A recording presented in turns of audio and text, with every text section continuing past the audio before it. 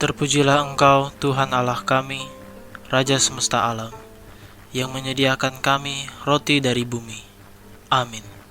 Amin. Amin.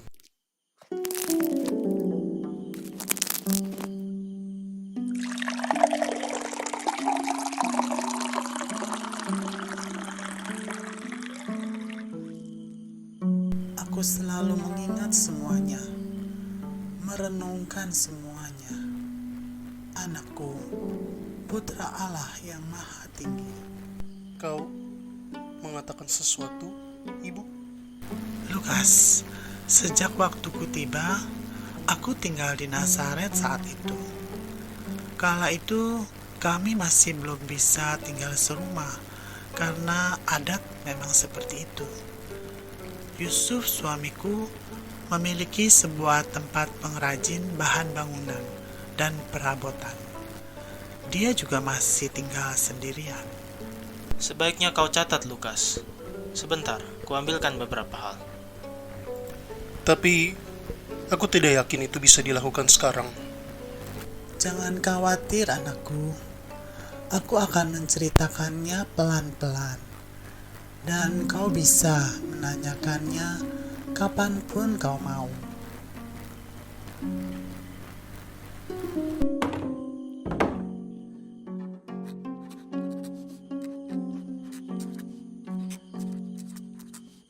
Jadi, maafkan bahasaku, Ibu. Tapi, bagaimana aku menjelaskannya? Maksudnya, bagaimana hal itu bisa terjadi? Kelahiran Yesus? Benar. Tapi, maksudku, yang itu dulu terlebih dahulu. Sayang aku tidak pandai berkata-kata. Mungkin aku bisa bantu. Ibu, maksudnya saat kau mengandung guru. Jadi, siang itu aku sedang menimba air. Ketika waktunya tiba untuk memasak air, dan aku baru saja menyalakan api, suatu tiupan angin yang keras masuk ke dalam rumah. Sekelebat kemudian, muncullah sesosok yang bercahaya di depanku, pembawa pesan dari surga. Seorang pembawa pesan dari surga. Atau dalam bahasa Yunani, kami biasa menyebutnya sebagai angelos, yang berarti malaikat. Tepat, beginilah katanya. Salam, hai engkau yang dikaruniai, Tuhan menyertai engkau. Oh, wow. Salam kerajaan dari seorang malaikat. Tapi aneh. Biasanya hanya kepada pembesar dan pemuka saja salam demikian diperuntukkan. Lukas, Maaf. Kemudian, selanjutnya, Ibu, apakah kau terkejut? Tentu saja aku terkejut, tetapi Lebih mengejutkan lagi, apa yang ia katakan selanjutnya? Apakah itu?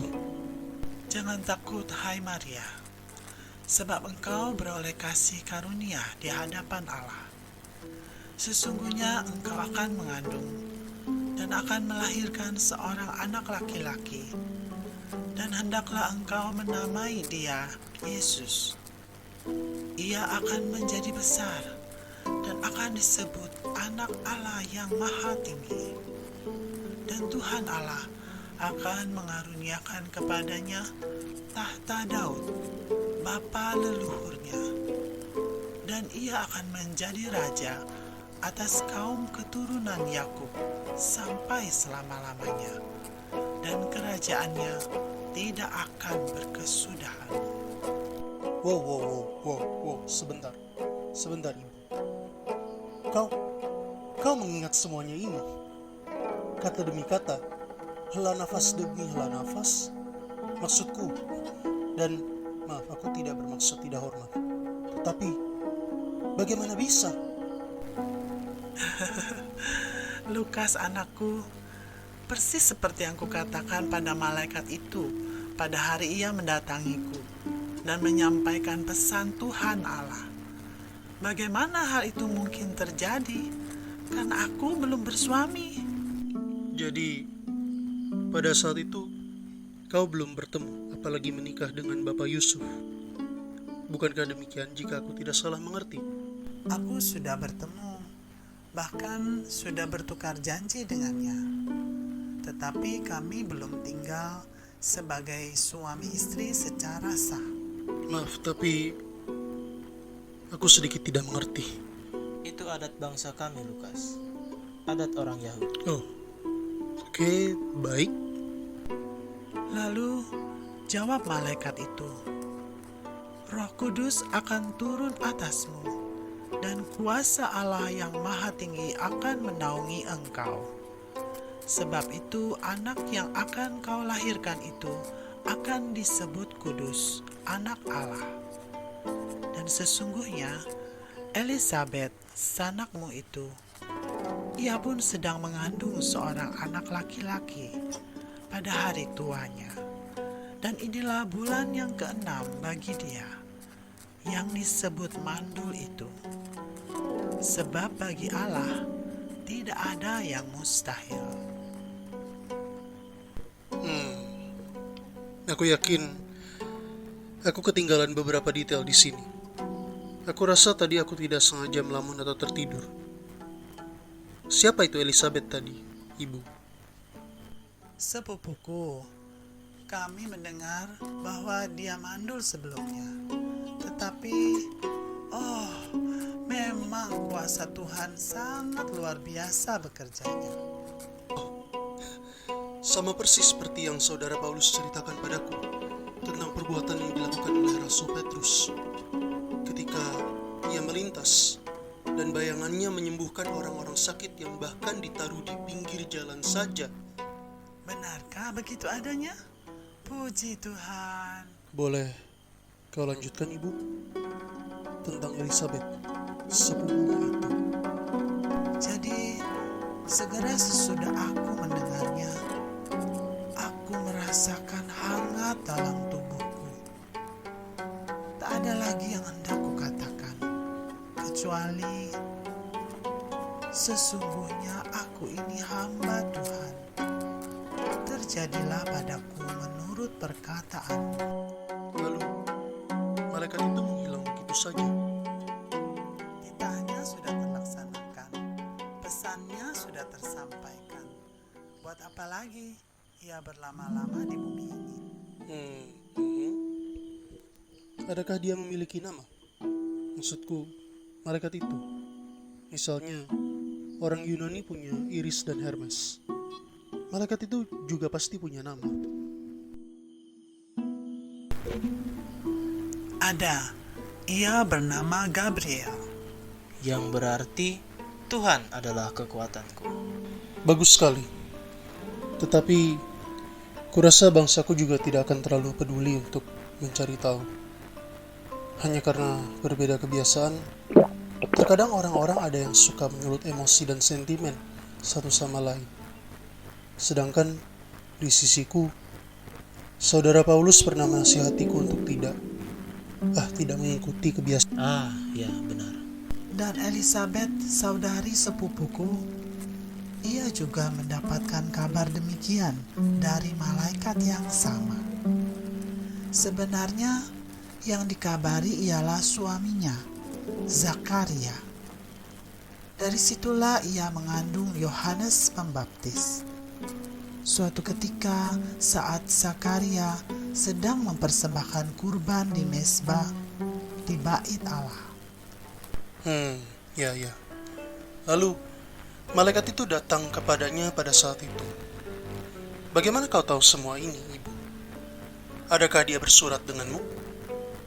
Kau kan tinggal di Nazaret, sedangkan dia tinggal agak jauh, bukan? Oh Lukas, jangan sering berasumsi begitu, saudaraku.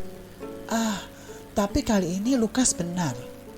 Ya, Elizabeth saudariku tinggal di negeri pegunungan Yudea.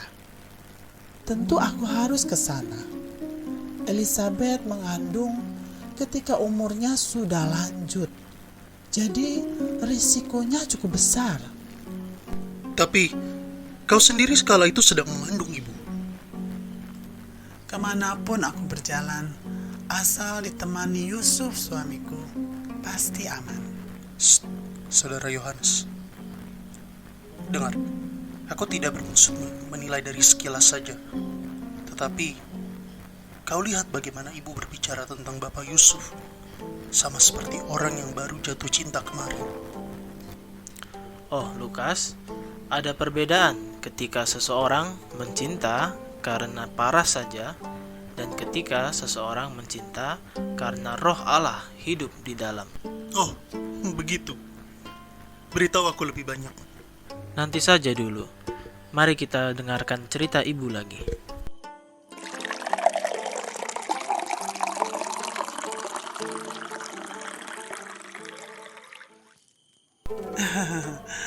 Kurasa aku perlu melengkapi yang bagian itu. Silakan saja, Ibu. Tapi, bukankah orang Yunani dan orang Yahudi berbeda pengertian soal apa itu pernikahan dan asmara? Tidak lebih baikkah kau seperti ibu menyimpannya dalam hati? Bagaimana menurutmu, Lukas? Jika saudara Yohanes telah mengatakannya, aku akan mengikutinya. Baiklah. Beberapa waktu kemudian, aku menemui Yusuf yang saat itu adalah tunanganku. Singkat cerita, ia mengetahui bahwa saat itu aku sedang mengandung. Sejak itu sikapnya mulai berubah. Oh, kenapa demikian? Ia juga seorang manusia juga, Lukas. Tentu ia merasakan sesuatu di hatinya. Setiap kali aku berbicara tentang pernikahan kami kelak, ia selalu mengganti topik pembicaraannya. Seakan ia tidak mau berbicara tentang itu. Agak aneh.